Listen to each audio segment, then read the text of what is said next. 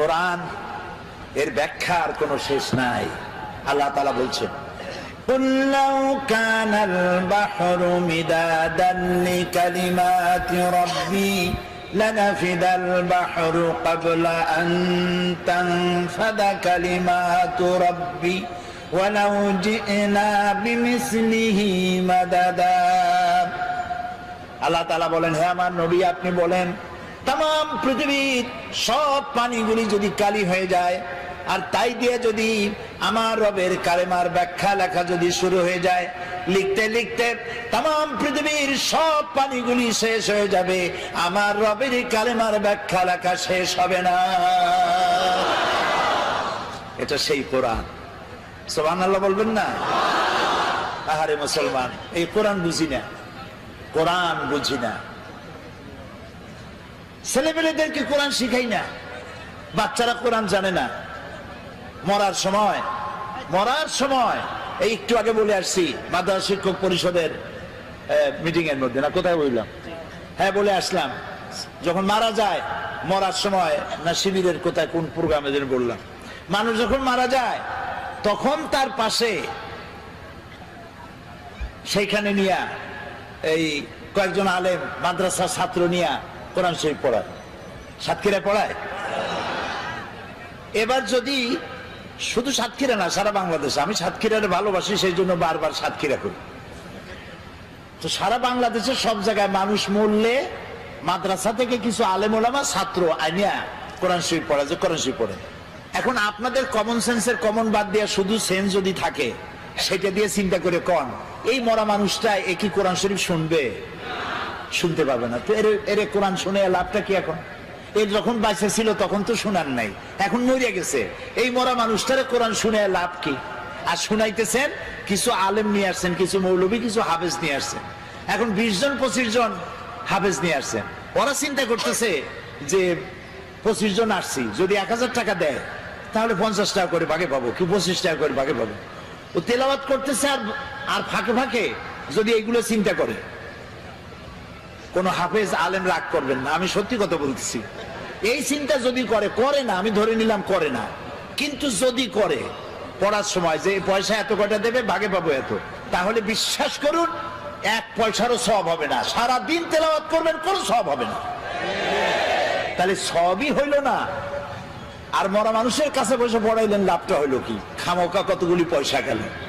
ছোটবেলায় শুনছিলাম একজন মৌলভী সাহেবের দাওয়াত দিছে, তার বাপ মারা গেছে, মিলাদ শরীফ পড়াবার জন্য, মিলাদ শরীফ পড়িয়া আমার বাপের নামে একটু সবরেসানি করে দেন। তো উনি মিলাদ শরীফ পড়ে তারপরে মোনাজাত করছে, আল্লাহ তাআলা যা পড়লাম, আদম আলাইহিস সালাম, নূহ আলাইহিস সালাম, ইব্রাহিম আলাইহিস সালাম, মুসা আলাইহিস সালাম করতে করতে নবী করিম সাল্লাল্লাহু আলাইহি ওয়াসাল্লাম, তারপর সাহাবী, তারপর তাবিঈন, তারপর উলামায়ে মুতাকাদ্দিমিন, মুতাআখিরিন, এরপর মুমিন মুমিনাত সব দিয়া এরপর আল্লাহ এই কোরআন শরীফ যে পড়াইলো তার বাপের আমলনামায় দিয়ে দিও। এখন সব টপ দিয়া তারপর বসে কয়, ভাই খাবার কই? খাবার টাবার দেবেন না? কয় মোটেও দেব না। কেন? কয় যে কি খাবার দেবো? 1 খতম মৌলুদ শরীফ পড়িয়া তুমি দিছো আদম আলাইহিস সালাম থেকে শুরু করে সবাই রে, তো আমার বাপে বাগে পাইছি কি? তো যে সব বাজানের তুমি দোয়া পাঠাইছো, ওগুলোর বাড়ি যেয়ে খাও, আমি খাওয়াতে পারবো না। ভুল পথে আগাচ্ছি। কোন মৌলভী সাহেব, মৌলানা সাহেবের দাওয়াত না দিয়া আমার সন্তান যদি কোরআন তেলাওয়াত জানতো, আল্লাহর নবী বলেন মুমূর্ষু ব্যক্তির কাছে বসে সূরা ইয়াসিন তেলাওয়াত করো, আল্লাহ রাব্বুল আলামিন মৃত্যুর আযাব কমায়া দিবে। মরতে বসছে, তখন ছেলেবেলেরা হা হুতাশ করতে চিল্লাইতেছে, কোরআন শরীফ পড়তে জানে না, হায়রে কপাল। জানাজা পড়তে গেছে, জানাজায় নিয়ে গেছে বাপের লাশ, সাতক্ষীরায় বাড়ি বানাইছে, ঘর আছে, দোকান আছে, পাট আছে, জমিন আছে, গাড়ি আছে, সব আছে, সন্তানরা আলেম বানায় নাই। জানাজা পড়তে একজন মৌলানা সাহেবের আনা লাগছে, একজন মৌলানা সাহেব, ইমাম সাহেব জানাজা পড়তে আসলেন, আর আপনার ছেলে প্যান্ট পরা, শার্ট পরা, পেশাব করছে কয়বার, পানি নেওয়া নেই একবার, প্যান্ট সর্বনাশ করা। ওই অবস্থায় দাঁড়ায় গেছে ইমামের পেছনে, আল্লাহু আকবার, বাপের কপালে যা আছে হোক। কথা কি আমি খারাপ বললাম না ঠিক বলছি? এখন যদি আপনার ছেলেটা আলেম হইতো, ওই ছেলেটা যদি বাপের লাশ সামনে নিয়ে জানাজা পড়াইতো তাহলে তার চোখ দিয়ে পানি বেরিয়ে যাইত। আপনি যদি আমারে বলেন হুজুর আমার মা মারা গেছে, আপনি একটু আমার মার জন্য কান্দে কান্দে দোয়া করেন, আমি দোয়া করতে পারবো, কিন্তু আমি কি কাঁদতে পারবো?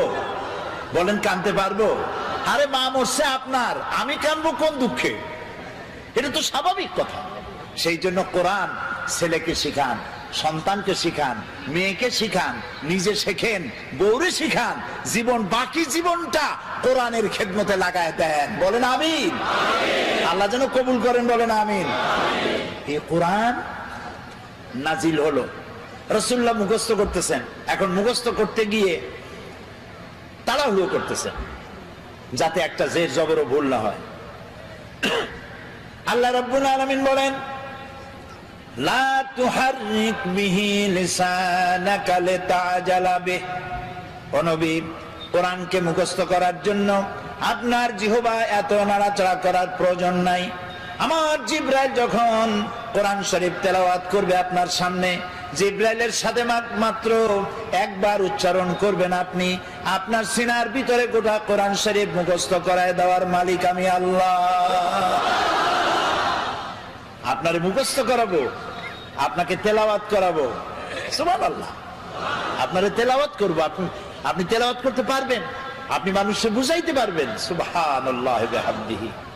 কোরআন নাজিল হলো, কোরআন দিয়ে নবী করিম সাল্লাল্লাহু আলাইহি সাল্লাম একটা বিরাট বিশাল বিপ্লব করে ফেললেন। একটা কিতাব, একটা বিপ্লব, একটা রিভলিউশন, একটা ইনকিলাব, একটা বিশাল পরিবর্তন। যারা চোর ছিল, শুনতেছেন শুনতেছেন ভাইরা, যারা ছিল চোর, যারা ছিল ডাকাত, তারা হয়ে গেল মানুষের সম্পদের পাহারাদার। যাদের জ্বালায় মেয়ে লোকেরা রাস্তা দিয়ে হাঁটতে পারত না, তারা হয়ে গেল নারীর সতীত্ব আর সম্ভ্রমের সংরক্ষণকারী।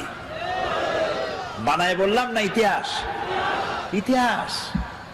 সুবহানাল্লাহ। মারপিট করে ইসলাম আসে নাই, বোমাবাজি করে ইসলাম আসে নাই।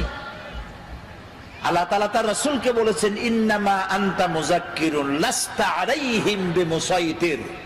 হে নবী, আপনাকে পাঠাইছি আমি উপদেশক করে, আমি আপনাকে দারোগা করে পাঠাই নাই। মানুষ পিটাইয়া হিদায়াত করার কোনো প্রয়োজন নাই, শুধু মানুষকে বুঝান, যার কিসমতে আছে হেদায়েত হবে। আল্লাহ সব থেকে গণতন্ত্রের মূল্য দিছে বেশি। সুবহানাল্লাহ। গণতন্ত্রের মূল্য মানে, তার মানে হচ্ছে মানুষকে আল্লাহ অধিকার দিয়েছেন। মানুষ তো সূর্য না, চন্দ্র না, গাধাও না, ঘোড়াও না। মানুষ কি? তাও কইতে পারলেন না। মানুষ হলো মানুষ।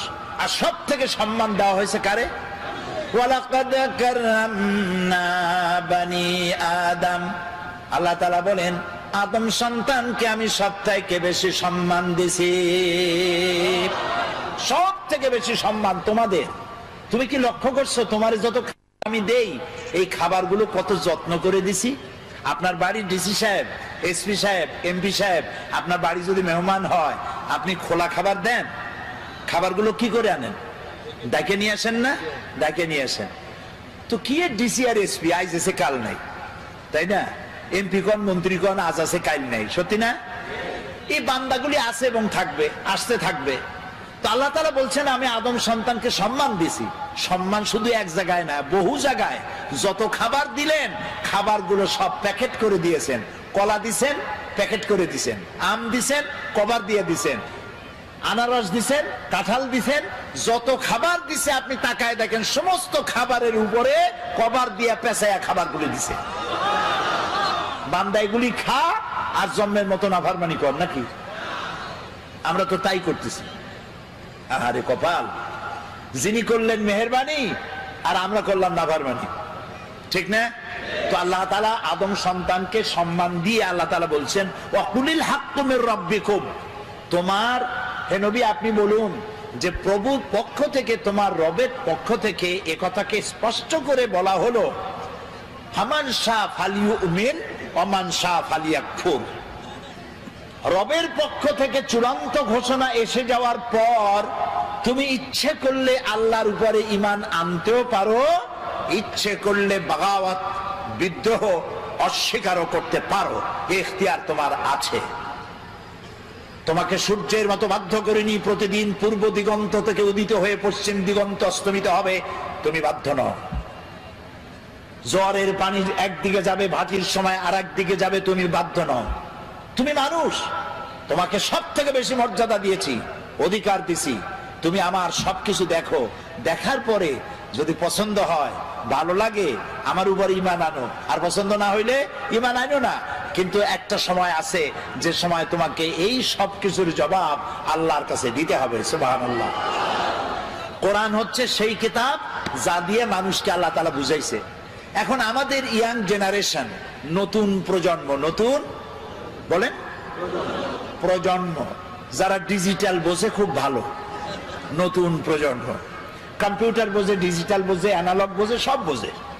ওই যুবকেরা লেখাপড়ার সঠিক পদ্ধতিতে না হওয়ার কারণে, আমি যুবকদের দোষ দিচ্ছি না, দোষ হচ্ছে সিস্টেম অফ এডুকেশন, শিক্ষা পদ্ধতির দোষের কারণে নতুন জেনারেশন তারা বুঝতেছে কোরআন হচ্ছে 1400 বছর আগের পুরানা, আর বিজ্ঞান হচ্ছে নতুন। বিজ্ঞান হচ্ছে কোরআনের চাইতে শ্রেষ্ঠ, বিজ্ঞান সবকিছু দিয়েছে, কোরআন তো কিছুই দেয় নাই, এই চিন্তা করতেছে যুবকেরা, ওরা বোঝে না সেই জন্য। কিন্তু আজ থেকে 1400 বছর আগে এই কোরআন নাজিল হয়েছে।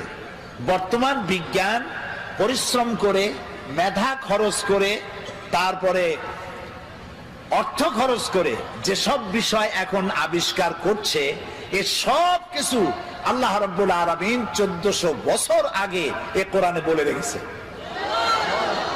গত সেপ্টেম্বর মাসের 12 তারিখ, রমজান মাস, আরব আমিরাতের উপরাষ্ট্রপতি, প্রধানমন্ত্রী, দুবাইয়ের শাসক মোহাম্মদ বিন রাশেদ আল মাকতুম আমাকে দাওয়াত দিয়েছিলেন। পৃথিবীর 72টি দেশ ইন্টারন্যাশনাল কোরআন অ্যাওয়ার্ড, এই অনুষ্ঠানে 72টি দেশের স্কলারদেরকে তিনি দাওয়াত দিয়েছেন। 72টি দেশ অংশগ্রহণ করেছে। সেখানে আমার মতো একটা ভাঙ্গাছেড়া লোককে তিনি প্রধান অতিথি করেছেন।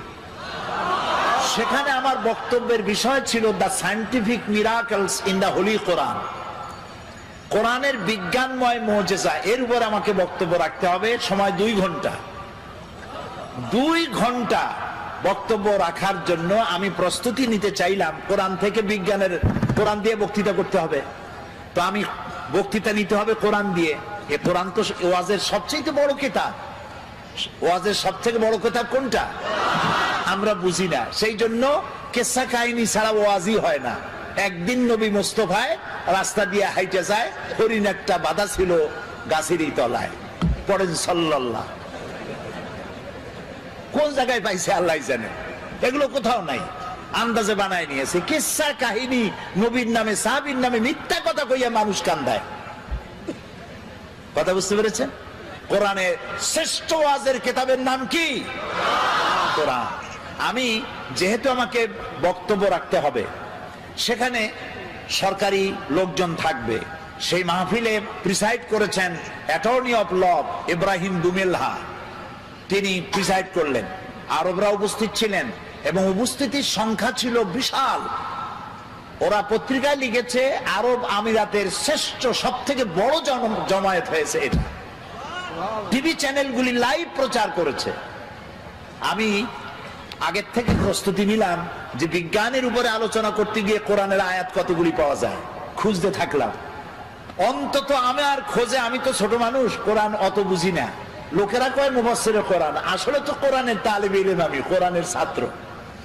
খুঁজতে খুঁজতে পেলাম বিজ্ঞানের সমর্থক, বিজ্ঞানের তথ্যসূত্র পাওয়া যায় এমন আয়াতের সংখ্যা অন্তত 1000-এর কাছে চলে যাবে। এই যে চাঁদ, পূর্ণিমার দিন আমরা চাঁদ দেখি, পূর্ণিমার রাতে চাঁদ দেখেন না? এই চাঁদ আলো দেয়। আজ থেকে 100 বছর আগে মানুষের ধারণা ছিল চাঁদ নিজেই আলো দেয়। আর ছোটবেলায় দাদা, নানা, নানি তারা বলতো, দাদু মনে বুঝছো? বলে কি? কই যে চাঁদে কালো কালো দেখা যায়, ওটা কি জানো? বলতাম না, জানি না তো। কয় ওটা হলো একটা গাছ। সুবহানাল্লাহ, চাঁদের মধ্যে গাছ। ছোটবেলায় চিন্তা করতাম, কয় যে শুধু গাছ না, ওখানে একটা বুড়ি আছে সুতা কাটে।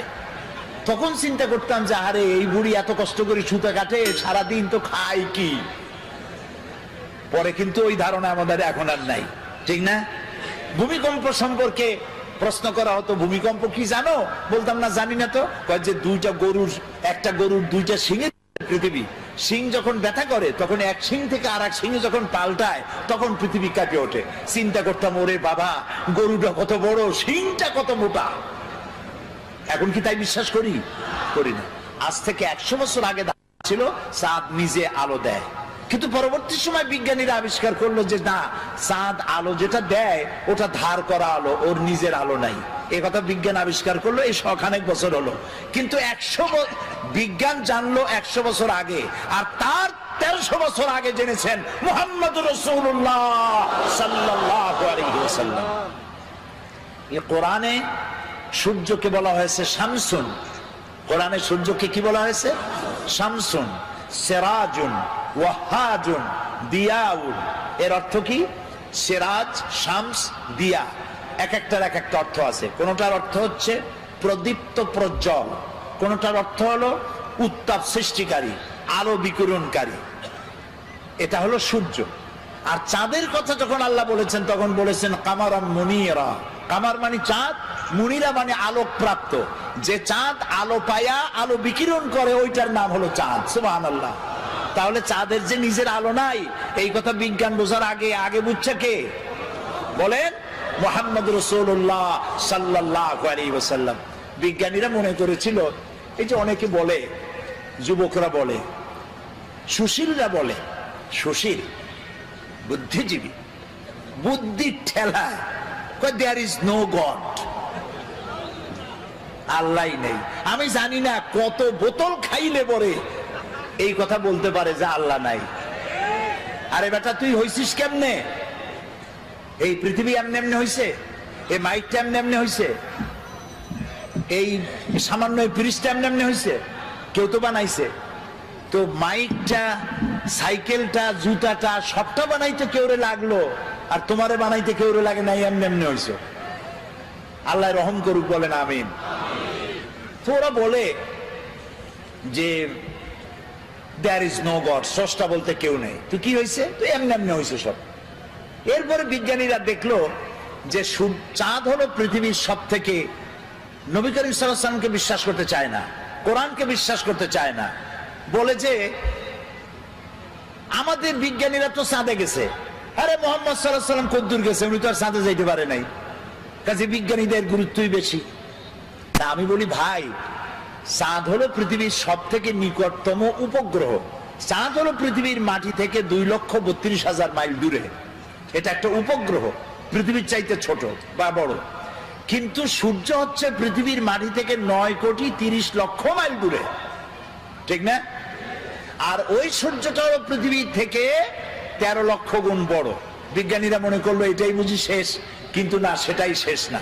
দেখা গেল সূর্যের চাইতে বড় আছে। কি আছে? সূর্যের চাইতে আছে বড় আছে তারকা, গ্যালাক্সি। গ্যালাক্সির ভিতরে এমন এমন তারকা আছে, যে তারকা খুব মন খারাপ, মন খুলে শুনুন, যেই সূর্যটা পৃথিবীর চাইতে 13 লক্ষ গুণ বড়, এরকম 2.5 থেকে 3 কোটি সূর্য খাইয়া হজম করতে পারে এরকম হাজার হাজার অসংখ্য তারকা আল্লাহ তাআলা আকাশে সৃষ্টি করে রেখেছেন। বিজ্ঞানীরা মনে করলো এই তারাই তাহলে বড়, কিন্তু পরবর্তী সময় আবিষ্কার হলো না, ওই তারাই বড় না, ওর থেকেও বড় আছে। ওর থেকে বড় কি? ওর থেকে বড় হলো ব্ল্যাক হোল। ব্ল্যাক হোল হচ্ছে অন্ধকার কূপ। এই অন্ধকার কূপটা এত বড় কূপ যে তারায় 2.5 থেকে 3 কোটি সূর্য খাইয়া হজম করতে পারে।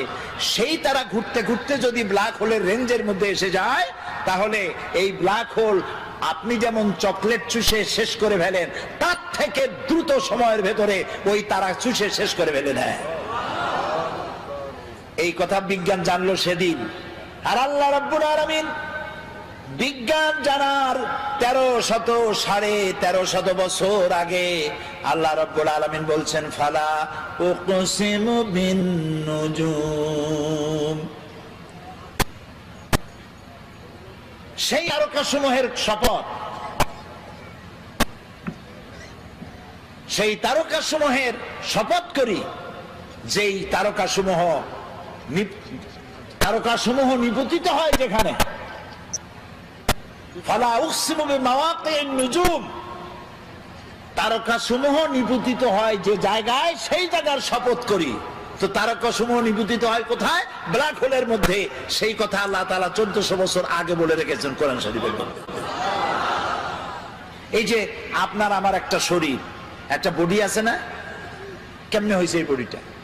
আল্লাহ রাব্বুল আলামিন বলেন, এই কোরআনের মধ্যে বলেছেন, ইন্না খালাকনাকুম মিন তুরাবিন সুম্মা মিন নুতফাতিন সুম্মা মিন আলাকাতিন সুম্মা মিন মুদগা।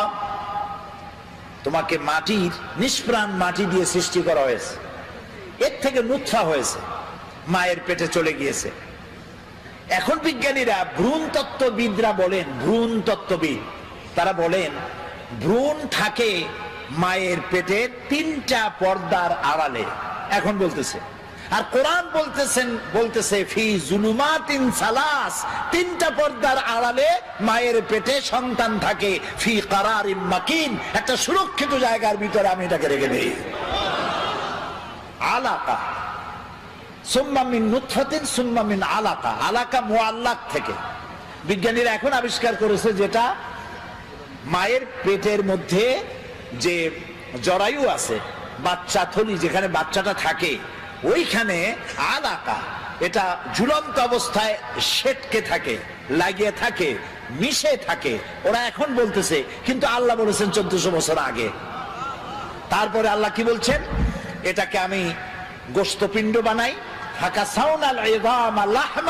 এই গোশতগুলিকে কচি কচি কতগুলি হাড্ডি দিয়া বডি ফরমেশন করে, তার উপরে গোশত দেই, তার উপরে লাহাম দেই, চামড়া দেই, এরপরে একটা মানুষের আকৃতি ফি আইয়ি সূরাতিম মা শা রাক্কাবাক, রাক্কাবা ইউরাক্কিবু তারকিবান, একটার পর একটা জোড়া দিয়া আমি তোমাকে তৈরি করেছি। দেখো তো জোড়া কতগুলা? হাতের আঙ্গুল থেকে শুরু করে বাহু পর্যন্ত কয়টা জোড়া বলেন? হ্যাঁ, খালি কিলাকিলি করছেন, জোড়া কয়টা গুনিয়া দেখেন নাই? 6টা জোড়া। আঙ্গুলের মাথা থেকে শুরু করে বাহু পর্যন্ত 6টা জোড়া। এই 6টা জোড়া যদি না থাকতো তাহলে কি হতো? ধরেন একটা জোড়া বাদ দিলাম, কোনোই তো জোড়া নাই, কারো কবজা নাই। কি বলে সাতক্ষীরা কি কয়? দরজায় কি লাগায়? কবজা বলেন তো। এইখানে কবজা নাই। এখানে যদি কবজাটা না হতো, এটা কি হইতো? এটা হাত হইতো না, হইতো লাঠি। ভাত খাইতেন কেমনে? এটা তো ক্লোজ হবে না, ভাত খাবেন কেমনে? খাবারের জন্য 2 হাতের মাথায় 2 জনে বসতে হবে। এ ওরে মুখে দেবে, সে তার মুখে দেবে। তাও আবার আঙ্গুলগুলো ভাঁজ হবে না, জোড়া নাই। কাঁচা চামচের মধ্যে মতো মুখে ভাত ঢুকে দিয়ে নাকের সিধার মধ্যে গিয়ে ঢুকতে। হাসতেছেন? কোরআন বোঝেন নাই, কপাল পড়েছে। আল্লাহ বলতেছেন, এমনি এমনি সেজদা দিবি বেটা, সেজদা দিবি যখন বুঝতে পারবি আমি তোরে বানাইছি কেমনে। সুবহানাল্লাহ বলেন, সুবহানাল্লাহ। আহারে কি সুন্দর বানাই দিলাম, পাও বানাই দিলাম বাস করে যেন বসতে পারো। ঠ্যাঙের উপরে ঠ্যাং ফেলে ঠ্যাং ঝুলাও, কিন্তু বানাইছি কি কায়দা করে সেটা দেখো নাই। ঠ্যাঙের উপরে ঠ্যাং থুয়ে আবার পাও না দেয়, আবার হাত দিয়ে ঘষে। কপাল পোড়া কোথাকার। হাত দিলেন, পাও দিলেন,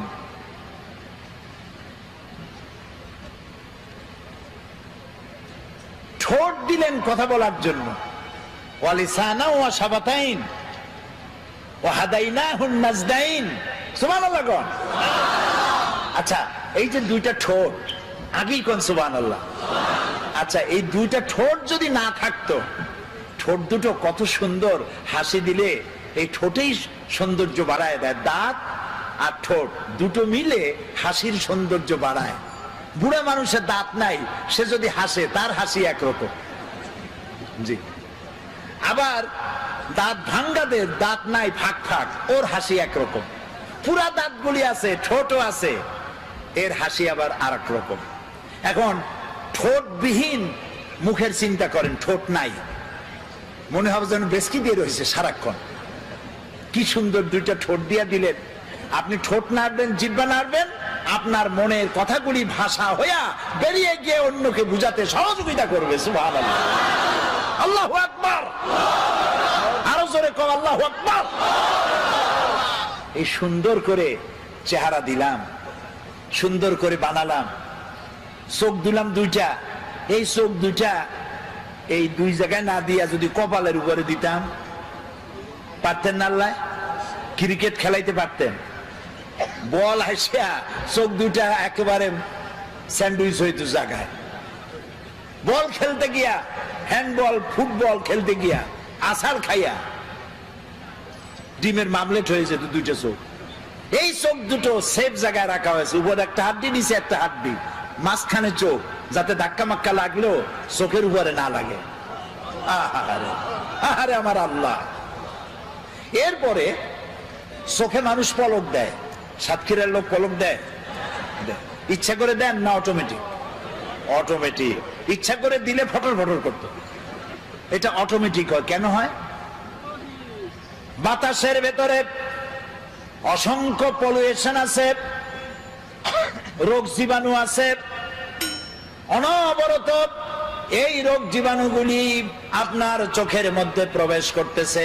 আল্লাহ রাব্বুল আলামিন চোখের ভিতরে এক প্রকার মেডিসিন জাতীয় পানি রেখে দিয়েছেন, অটোমেটিক চোখের পলক পড়তেছে, আর প্রতি মুহূর্তে আল্লাহ রাব্বুল আলামিন আপনার চোখকে ক্লিন করে দিতেছে। আপনি বুঝলেন আল্লাহর সেজদা দিবেন, বুঝলে না আজান হলে দৌড়ে নামাজ পড়তে যাবে না। আরে আমার আল্লাহ আমার এত সুন্দর করে বানাইছে, আমি কেন তারে সেজদা দিই না? আপনি গভর্নমেন্টের ট্যাক্স দেন কেন? এই যে বিদ্যুৎ বিল, বাড়িতে বিদ্যুৎ আছে না, যদি আপনি বিদ্যুতের বিল না দেন, বারবার যদি প্রত্যেক মাসে বিল বাকি, জরিমানা হবে। জরিমানাও দিলেন না, বিলও দিবেন না, লাইন থাকবে? থাকবে না। তো আল্লাহ যে আলো দিলেন বিল চাইছে, আল্লাহ যে বাতাস দিলেন বিল চাইছে, সূর্য দিলেন বিল চাইছে, পানি খান বিল চাইছে। গভর্নমেন্ট চায়, আল্লাহ চায় না। কারণ গভর্নমেন্ট যত বড় হোক, এ সব ফকির, এগুলো কি মাতবাড়ি যাই করুক, আল্লাহ তাআলা বলছেন ওয়াল্লাহু গানিয়্যুন ওয়া আনতুমুল ফুকারা। আল্লাহ হচ্ছেন গনি আর তোরা গোষ্ঠী শুদ্ধ ফকির। হাজলামি করবি তো টাইট করে দেব। ফেরাউনরে মারছে কি করিয়া? চুবাইয়া। নমরুদরে জুতা মারিয়া। সেই জুতা আছে না গেছে? কদিন আগে পড়ছে না একজনের কপালে? কার কপালে? একেবারে আসল জায়গা, জুতা রিজার্ভ, বেকায়দা করবা, জুতা আছে। সেই জন্য বুঝতে হবে, আল্লাহরে চিনতে হবে। এই কোরআন এই কথাগুলি শেখায়, একটা আমার বানানো কথা নয়, এই সবগুলি কোরআন শরীফের ভিতরে আছে। তোমারই কেমনে বানাইছি? ফালিয়ানজুরিল ইনসান, মানুষ চিন্তা করুক তার নিজের ব্যাপারে, তার নিজের ব্যাপারে চিন্তা করুক, তারে আমি কেমনে বানাইছি। সুবহানাল্লাহ বলেন। আপনার পা থেকে শুরু করে মাথা পর্যন্ত যে নার্ভ সিস্টেম, রগের যে সিস্টেমটা আছে, শরীরের সমস্ত রগগুলি যদি ছিঁড়া পাশাপাশি সাজানো যায়, 3 একর জমিন লাগবে সাজায় রাখতে। একটা মানুষের শরীরে এত রগ আছে। এই রগগুলি কেন? আপনি যা খান, সমস্ত খাবারগুলিকে কার্বোহাইড্রেট বলা হয়। কার্বোহাইড্রেট, আর কার্বোহাইড্রেট হলো ডাল, ডাল জাতীয় খাদ্য, আটা, আটা জাতীয় খাদ্য, চিনি, চিনি জাতীয় খাদ্য, চাউল, চাউল জাতীয় খাদ্য। এই খাদ্যগুলি আপনি খেলে পরে এ দিয়ে পেশাব হয়, পায়খানা হয়, আর রক্ত হয়। রক্তগুলি কেন? শরীরকে তরতাজা রাখার জন্য, শরীরকে উষ্ণ রাখার জন্য, কার্যক্ষম করে রাখার জন্য। এখন রক্ত শরীরের যে এলাকায় যাবে না, সেটা প্যারালাইজড হয়ে যাবে। সমস্ত শরীরে রক্ত প্রবাহিত করার জন্য আল্লাহ রাব্বুল আলামিন আপনার বডির মধ্যে একটা জেনারেটর দিয়েছেন। ওই জেনারেটরের নাম কি বুদ্ধি করে কোন তো? হার্ট। হার্টটা কোথায়? মাথায়। কোন জায়গায়? এই যে এইখানে। এই হার্ট অনবরত পাঞ্চিং হচ্ছে, সিস্টোলিক এন্ড ডায়াস্টোলিক। এটা এরকম করতেছে, দেখতেছেন আমার হাত এরকম করতেছে। তো এরকম করতে করতে এরকম করে যদি আর না ছাড়লো, তাহলে বলা হলো হার্ট অ্যাটাক করেছে, লোকটা হার্ট অ্যাটাক করে মারা গেছে। আর যখন হসপিটালে থাকে তখন বলে, এটা সাধারণ লোকের ব্যাপারে বলে না, নেতাদের ব্যাপারে বলে, অমুক নেতা হসপিটালে মৃত্যুর সঙ্গে পাঞ্জা লড়িতেছেন। কত বড় বীর, মৃত্যুর সাথে পাঞ্জা লড়ে। ছাগল কি আর গায়ে লেখা থাকে? আরে বাবা, আজরাইলকে, মালাকুল মউতকে যখন মানুষ দেখবে, দেখার সাথে সাথে তার এত বড় পিপাসা হবে, তার মনে হবে 7টা সমুদ্রের সব পানি খেলেও আমার পিপাসা মিটবে না। মালাকুল মউতকে দেখলে এমন অবস্থা হবে, সেই মউতের সাথে পাঞ্জা লড়বা তুমি। কুজাও চাই শীতে শুইতে। তো হার্ট এ পাঞ্চিং করছে, রক্তগুলো টানতেছে, ছড়িয়ে দিচ্ছে, মাথা থেকে বলেন পা পর্যন্ত ছড়িয়ে দিচ্ছে। এখন চিকিৎসা বিজ্ঞানী যারা, তারা কিন্তু নাস্তিক হয় না। আমার বয়স তো কম হলো না, আল্লাহ তাআলা তার এই কোরআনের খেদমত করার সুযোগ দিয়েছেন অর্ধ শতাব্দী, প্রায় 50 বছর কোরআনের কারিমের খেদমত করেছি। আল্লাহ তৌফিক দিয়েছেন বাংলাদেশ থেকে উত্তর গোলার্ধ থেকে দক্ষিণ গোলার্ধ পর্যন্ত পৃথিবীর 4-5টি মহাদেশের অন্তত 50টিরও বেশি দেশ সফরের তৌফিক আল্লাহ দিয়েছেন। এবং এই কোরআনের ব্যাখ্যা বলার কারণে এ পর্যন্ত আমার মতো আল্লাহ তাআলা ছোট্ট গোলামের কাছে অমুসলিমরা যা ইসলাম কবুল করেছে, তাদের সংখ্যা 600 ছাড়াই গেছে। আন্দাজে হয় নাই, কোরআনের ব্যাখ্যার কারণে হয়েছে। গল্প গুজব দিয়া, কাহিনী কেচ্ছা দিয়া কান্দাইয়া হয় নাই। কানছে তো আল্লাহর মহব্বতে, কানছে আল্লাহর ভয়তে, কানছে জাহান্নামের ভয়তে, কানছে আল্লাহ করেছেন মেহেরবানি, আমি করেছি না ফরমানি। এই অপরাধের ভিত্তিতে মানুষ কেঁদেছে, আমিও কেঁদেছি, জনগণও কেঁদেছে। তো আল্লাহ তাআলা বলছেন, দেখো এখানে একটা হার্ট আছে, কাল্ব। এটার নাম কি? কাল্ব, হৃৎপিণ্ড। এই হৃৎপিণ্ডটা এটা পাঞ্চিং করছে, ওর মধ্যে মোটা মোটা এইরকম কতগুলি তার আছে। এগুলোকে চিকিৎসা বিজ্ঞানীদের ভাষায় বলা হয় আর্টারি। এই তার, এরকম মোটা তার আছে। তা আমি বলতেছিলাম, দর্শন যারা পড়ে এবং পড়ায় এরা নাস্তিক হয়, সাহিত্য যারা পড়ে আর পড়ায় এরা নাস্তিক হয়। বেশিরভাগ, সব নাস্তিক হয় আমি তা বলবো না, কিন্তু চিকিৎসা বিজ্ঞানীরা আর এমনি জেনারেল সায়েন্টিস্ট যারা, তারা নাস্তিক হয় খুব কম। কারণ তারা গভীরে যায়, মানুষের শরীরের তার গঠন প্রকৃতি, গোটা বিশ্ব পরিমণ্ডল, নবমণ্ডল, ভূমণ্ডল ইত্যাদি দেখে ওদের মাথায় চিন্তা হয় নিশ্চয়ই এর পেছনে কোনো কারিগর আছে। কিন্তু সেই কারিগর কে? যিনি বুঝতে পারেন তিনি তো পড়েন লা ইলাহা ইল্লাল্লাহ, আর যিনি বুঝতে পারেন না তিনি অন্তত স্বীকার করেন কেউ না কেউ আছে। সুবহানাল্লাহ বলি। আচ্ছা, এই যে রগগুলো কোথায় আছে? রগগুলো কলিজার মধ্যে, মোটা মোটা রগ। আপনি যখন এই যে যারা অফিসার আছেন, সব অফিসার না, কিছু অফিসার আছে ঘুষ খায়, আছে না? এই নির্বাচনের সময় দেখছি লোকেরা টাকা নেয়। তা আমি জিজ্ঞেস করছি, ভাই এই যে টাকা নেও তোমরা, ভোট তো তোমার ভোট, তুমি দেবা, টাকা নেও কেন? কয় হুজুর টাকা বড় ভিটামিন যুক্ত জিনিস। এই যে ভিটামিন যুক্ত জিনিসগুলো নিল, ঘুষ খাইলো, পাঙ্গাস কিনলো, বড় বড় পাঙ্গাসের পেটি, ছাগলের চর্বি, গরুর চর্বি, যা খাইলেন এ সবগুলি রক্তের ভেতরে গিয়া ঢুকলো। কলিজার ভিতরে যে আটারি আছে এরকম ছিদ্র, ওর মধ্যে ঢুকলো, ঢুকে দেওয়ালে চর্বি লাগতে থাকলো, লাগতে লাগতে এখন রক্ত পাস হওয়ার মতো নাই, এটা শুকাইতে শুকাইতে এরকম হয়ে গেছে। তখন অ্যানজাইনা শুরু হয়, বেদনা শুরু হয় হার্টের মধ্যে। কি হয়? বেদনা। এটাকে চিকিৎসার ভাষায় বলা হয় অ্যানজাইনা হয়েছে। তখন তাকে এনজিওগ্রাম করতে হয়।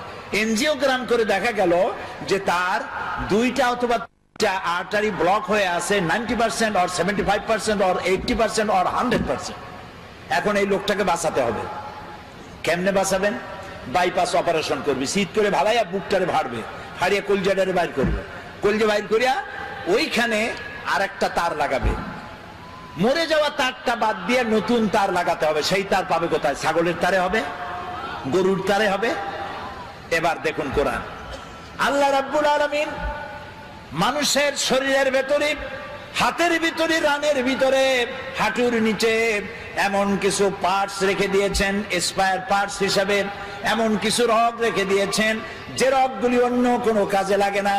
চিকিৎসকগণ সেই রগগুলি কেটে নিয়ে হার্টের বাদ পড়া রক্তরে বাদ দিয়ে নতুন করে হাতের থেকে রগ নিয়ে আবার রক্ত চলাচল করে মানুষটার জীবন আবার ফিরে পেয়ে যায়। এই হচ্ছে আমার আল্লাহ তাআলা, সুবহানাল্লাহ। এই হচ্ছে আমার আল্লাহ তাআলা। কিডনি লাগবে দুইটা, একটা আল্লাহ দিয়েছেন কয়টা? দুইটা। চোখ একটা হলেও সারত, কিন্তু আল্লাহ দিছে কয়টা? দুইটা। শোনার জন্য কান কয়টা? দুইটা। এই কান যদি গাদার মতো লম্বা হইতো, পুলিশের হাতে পাইলে টানতে টানতে নিয়ে যেত। শোনার কামও হবে আর দেখার সৌন্দর্য হবে। সুবহানাল্লাহ বলেন না? আহারে, আল্লাহ তাআলা বলছেন ফি আইয়ি সূরাতিন মা শাআ রাক্কাবা, কি সুন্দর করে তোমারে বানাইছি, একটু তাকায় দেখো।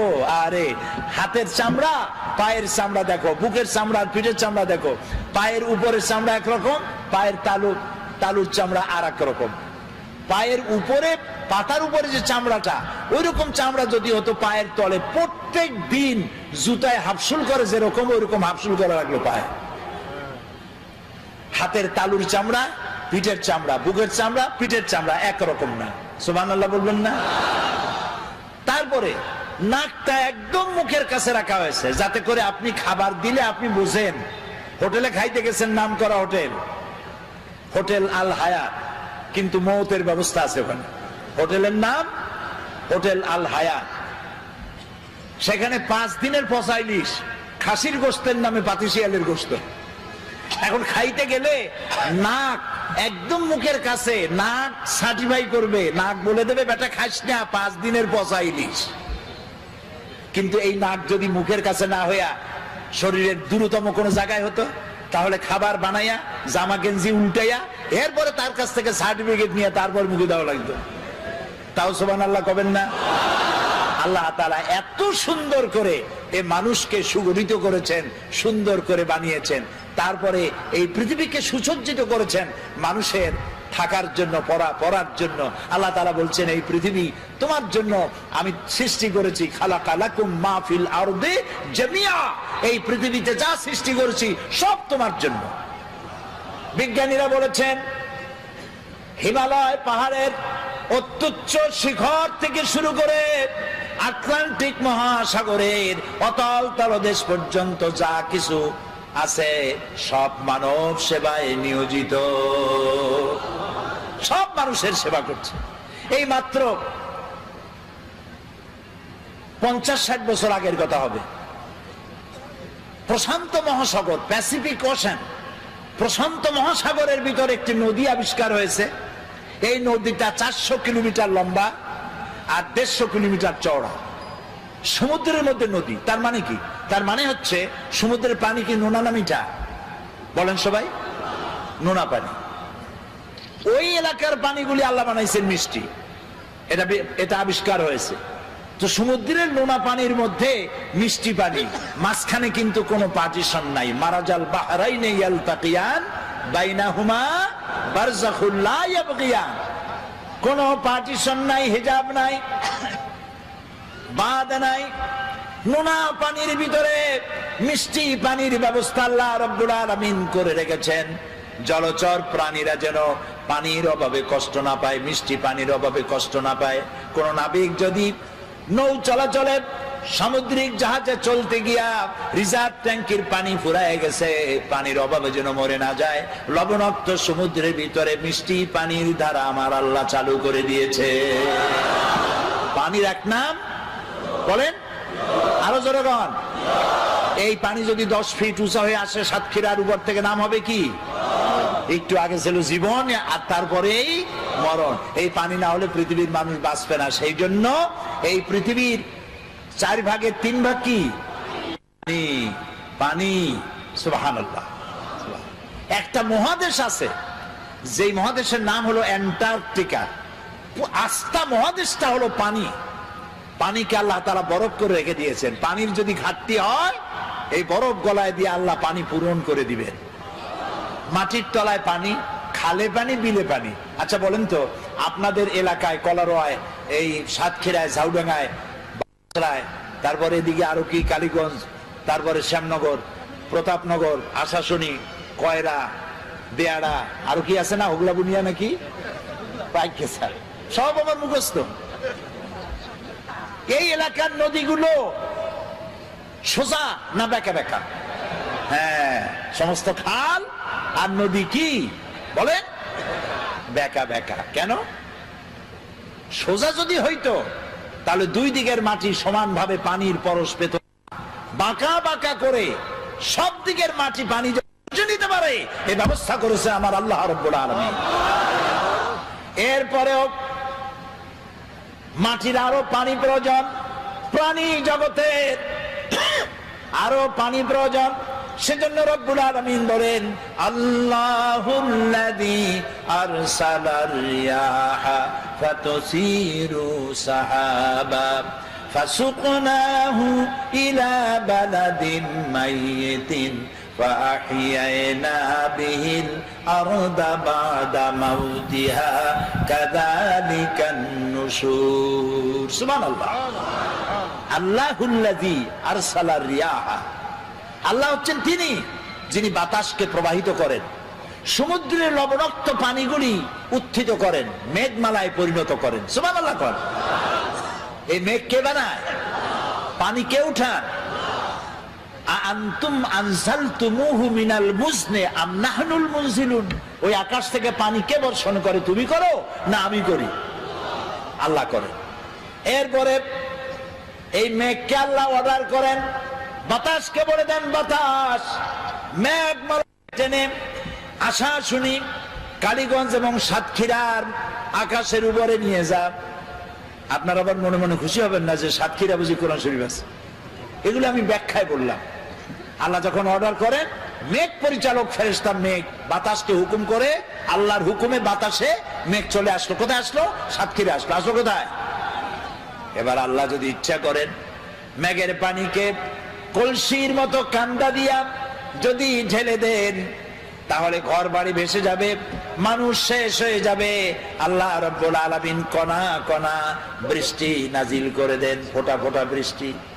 এই ফোঁটা ফোঁটা বৃষ্টি পৃথিবীর শুষ্ক বালু কণা কোথায় আছে খুঁজে খুঁজে বের করে সমস্ত শুষ্ক বালু কণাগুলিকে আল্লাহ সিক্ত করে দেন।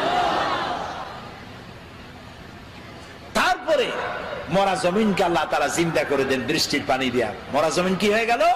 জিন্দা হয়ে গেল। এখন চাষ করেন, বীজ বপন করেন। আল্লাহ তাআলা বলেন, এই যে বীজ বপন করলা, আনতুম আনশাতুম শাজারাতাহা আম নাহনুল মুনশিউন। ওই মাটির তলায় যে বীজ তুমি বপন করলা, ওটা তো পচায়ও দিতে পারতাম। ওই মাটি ফাইড়া বীজটা অঙ্কুরিত হলো। কে করলো? তুমি করছো না আমি করছি? সুশীলরা করছে না বুদ্ধিজীবীরা করছে? কে করছে? জোরে বলেন, আল্লাহ তাআলা। এভাবে আমি ফসল উদ্গত করলাম, ধান হইল, ধানের মধ্যে চাউল দিলাম। যদি চাউল না দিতাম, লাউ নাশাউ জাআলনাহু উজাজান, না লাউ নাশাউ জাআলনাহু হুতামা ফাযালতুম তাফাক্কাহুন।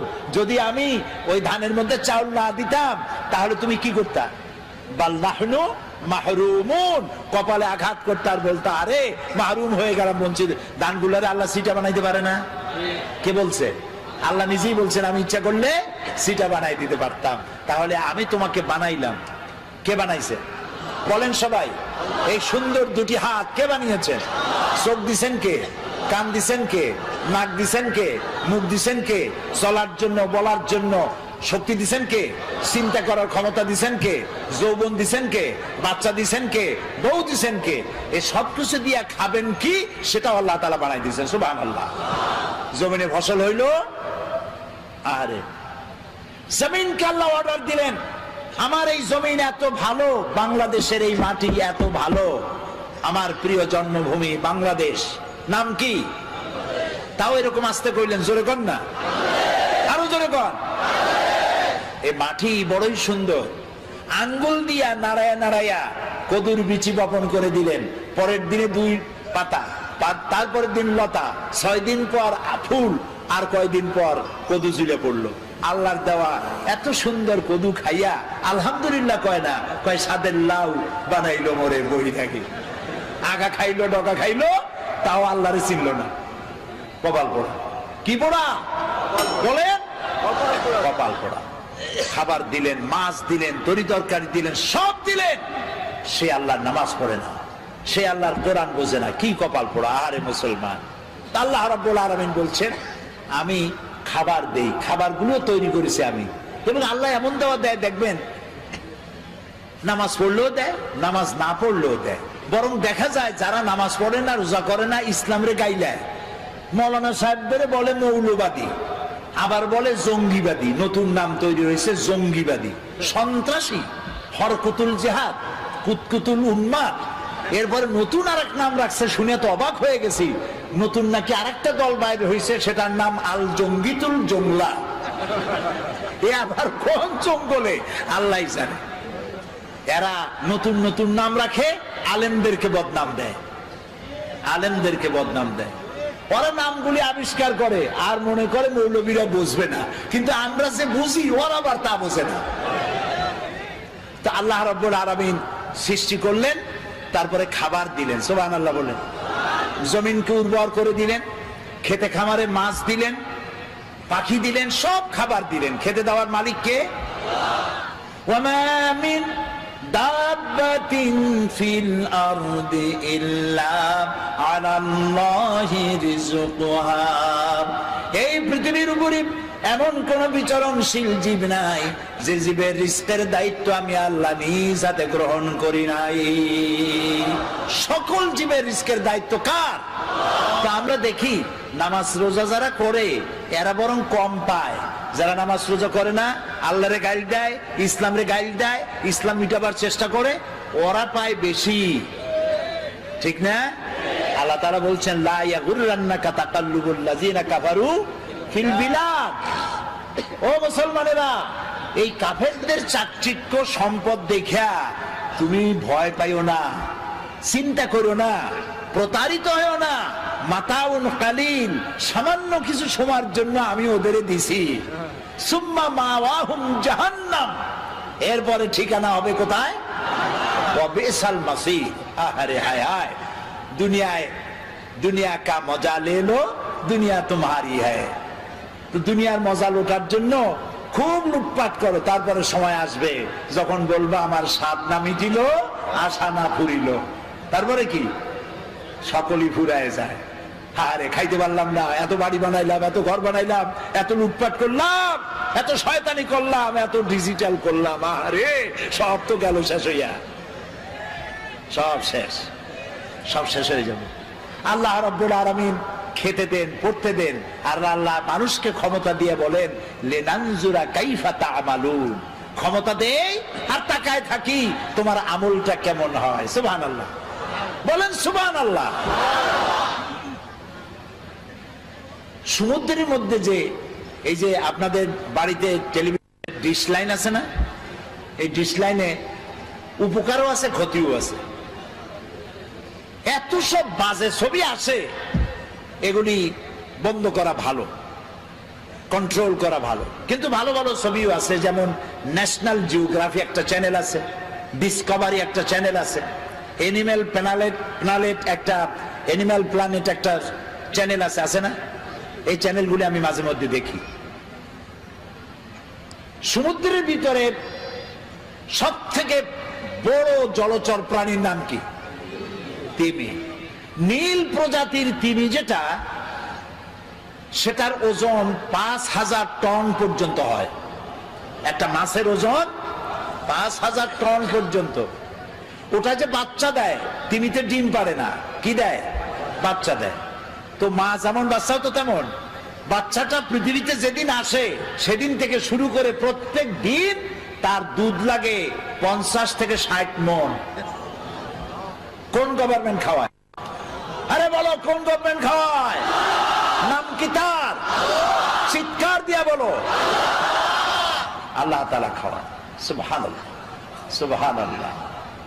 খাবারের দাবিতে সুন্দরবন থেকে রয়্যাল বেঙ্গল টাইগার খাবার না পাইয়া নিজেরা কামড়া কামড়ি করে ৫০০ বাঘ না খাইয়া মারা গেছে।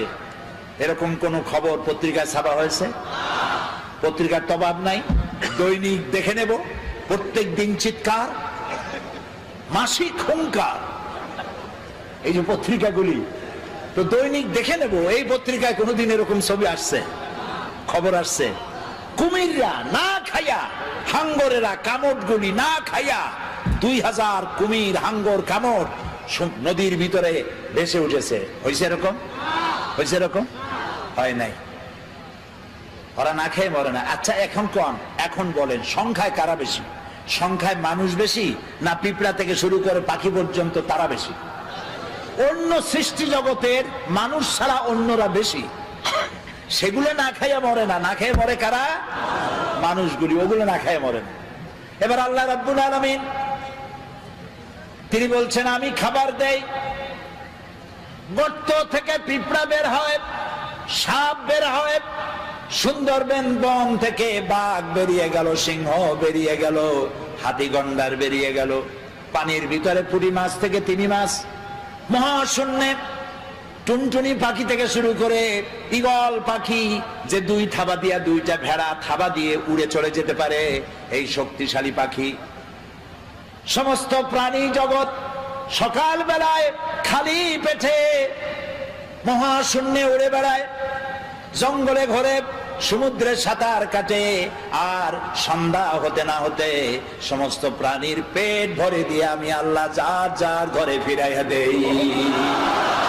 সুবহানাল্লাহ, সুবহানাল্লাহ। এ হচ্ছে আমার আল্লাহ।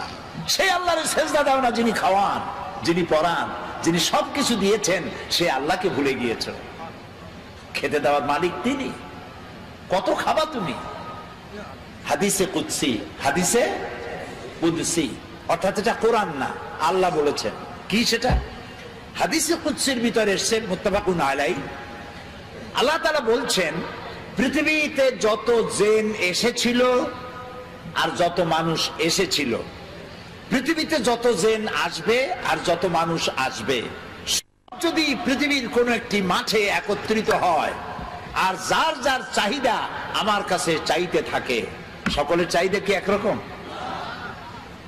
আমি চাই কুল বড়ই খাবো সাতক্ষীরা, আপনি চান বাউকুল খাবেন রংপুরে, উনি চায় সবেদা খাবেন, উনি চায় গলদা চিংড়ি খাবো, উনি কয় বিয়ে করব, সে কয় বাচ্চা হোক। তো সকলের চাহিদা তো একরকম না, এক একজনের চাহিদা এক এক রকম। এখন আল্লাহ কি বলেন শোনেন, সমস্ত জিন, আগের কথা মনে আছে তো, সমস্ত জিন সমস্ত মানুষ যা আসছিল আর যা আসবে সব এক মাঠে একত্রিত হইয়া তাদের যার যার চাহিদা অনুযায়ী যদি আমার কাছে চাইতে থাকে, আর সমস্ত চাহিদা যদি আমি সবাই পূরণ করে দেই, আমার ভাণ্ড থেকে অতটুকুন ফুরাবে না যতটুকুন একটি সুই সমুদ্রের মধ্যে ডুবাইয়া উঁচা করলে যতটুকুন সমুদ্রের পানি কমবে না, আমার ভাণ্ড থেকে তাও কমবে না। এ হচ্ছে আমার আল্লাহ। বলেন আল্লাহ, আল্লাহ, আল্লাহ না কিন্তু আল্লাহ। মুখটা গোল হয়ে যাবে, মহব্বতের সাথে বলেন আল্লাহ, আল্লাহ, আল্লাহ। অন্তরের অন্তঃস্থল থেকে, মনের মণিকোঠা থেকে একবার যদি কোনো বান্দা ডাক দেয় আল্লাহ, আল্লাহ রাব্বুল আলামিন 70 বার সাড়া দিয়ে বলেন, বান্দা কি চাও, আমি হাজির। আহা, জীবনে বহুবার কাবা শরীফে গেছি, কিন্তু কাবা শরীফের ভিতরটা দেখার সুযোগ আমার হয় নাই। কুয়েত আর ইরাকের যুদ্ধ যখন হলো, বাদশাহ ফাহাদ তখন পৃথিবীর 400 স্কলারদের দাওয়াত দিয়েছিলেন। একটা মীমাংসা বৈঠক হয়েছিল মক্কা শরীফে। সৌদি আরবের বাদশাহ ফাহাদ, আল্লাহ জান্নাতুল ফিরদাউস নসিব করুন, মক্কা শরীফের যে সাজান সাজাইছে, মদিনারে যে সোনার মদিনা বানাইছে, সুবহানাল্লাহ কোন, আল্লাহ তাকে জান্নাতুল ফিরদাউসের মেহমান বানায়নি। তিনি আমাকে বলেন নাই, আমাকে কেমনে কেমনে দাওয়াত দিলেন। সেই 400 লোকদের মধ্যে আমার মতো একটা ছোট্ট মানুষকেও তিনি দাওয়াত দিয়েছেন। তো আমার তখন চিন্তা হলো যে কাবা শরীফ এর ভেতরটা দেখার এত ইচ্ছা, কোনোদিন দেখতে পারলাম না। আল্লাহ, এবার রাষ্ট্রীয় মেহমান বানাইছো তুমি, রাজকীয় মেহমান, যদি এইবার একটু সুযোগ পাইতাম। প্লেনে বসে চিন্তা করতেছি, চোখ দিয়ে পানি পড়তেছে, আল্লাহ তোমার ঘরের ভিতরটা দেখতে পারলাম না, একটু দেখাও। প্লেন থেকে নেমে রাজকীয় গাড়িতে করে চলে গেল মক্কা শরীফে। আমাদেরকে 5 স্টার না 7 স্টার হোটেল দিয়ে দিল। এরপর একটা ব্রিফ কেস দিল। ব্রিফ কেসের ভিতরে রুমে রুমে প্রত্যেকের রুমে একটা করে ব্রিফ কেস মেহমানদের জন্য। ব্রিফ কেসের ভিতরে 3 দিনের মেহমান আমরা, এই 3 দিন কি কি অনুষ্ঠান আদি হবে সেগুলি লেখা আছে। একটা কলম আছে, খাতা আছে, একটা জায়নামাজ আছে, আর কাবা শরীফের গিলাফের একটা টুকরা আছে।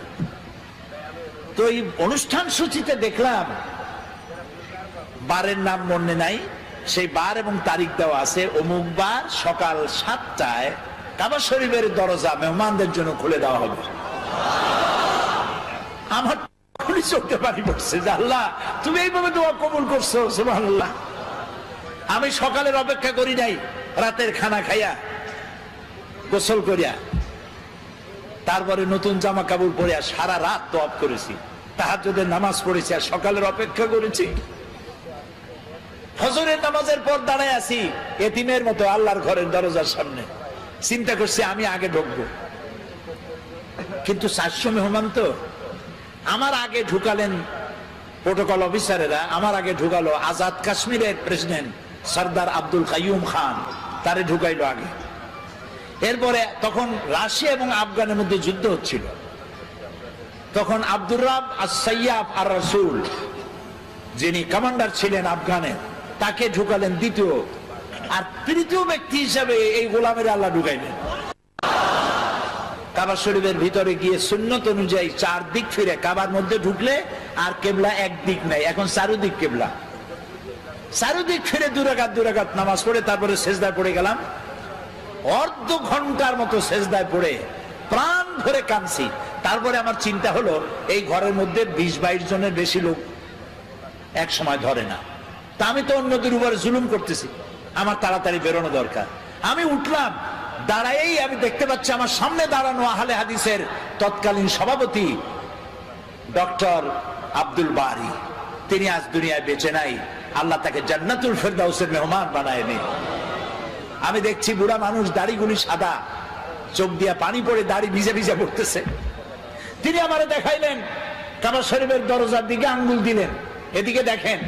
আমি দেখলাম, আমি তো কাঁদতেছি তখনও, দেখলাম আমার চোখটা গিয়ে পড়লো সেখানে যেখানে দরজার উপরে লেখা আছে ওয়াকালা রাব্বুকুম উদউনি আস্তাজিব লাকুম।